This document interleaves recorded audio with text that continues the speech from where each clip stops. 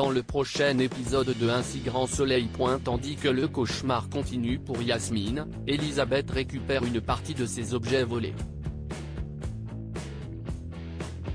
Attention, les paragraphes qui suivent contiennent des spoilers sur l'épisode d'Un si grand soleil diffusé demain soir sur France 2. Si vous ne voulez rien savoir, ne lisez pas ce qui suit. Lundi 18 mars dans Un si grand soleil.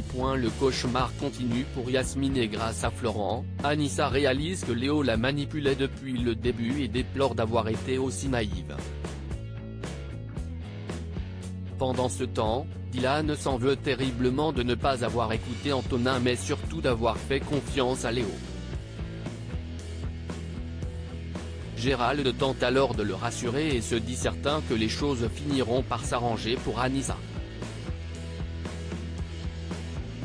De son côté, Driss, qui a peur pour les vies de sa mère et de sa sœur, explique au lieutenant Cross qu'Erwan a des complices à l'intérieur mais également à l'extérieur de la prison. Malheureusement, il n'a aucun nom à lui donner. Non loin de là, le commissaire Becker informe la juge Alphand qu'ils ont relevé des traces de l'ADN de Kim le long dans le local de Gérald. Yasmine disait donc vrai. Les fadettes de son téléphone portable montrent également que la mère de famille recevait des appels masqués depuis plusieurs mois.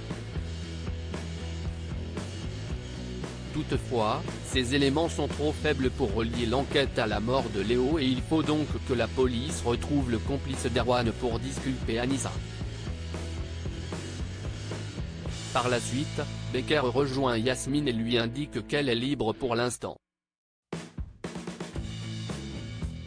Cependant, elle risque d'être mise en examen pour avoir caché Kim.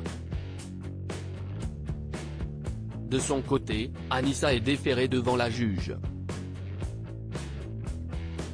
Bien que Florent essaie de démontrer que sa cliente n'est pas liée au meurtre de Léo, la juge Alphand décide malgré tout de mettre Anissa en examen pour homicide involontaire. Anissa fond alors en larmes.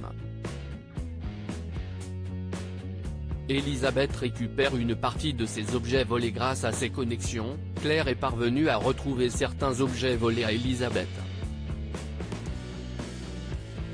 Comme elle va devoir les racheter, l'infirmière propose de négocier à sa place. La femme d'affaires accepte mais aimerait savoir comment les cambrioleurs ont pu déjouer son système de sécurité.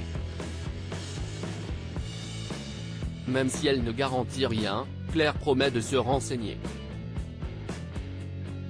En parallèle, Arthur aimerait vivre avec la femme qu'il aime et propose à Jennifer de prendre un appartement.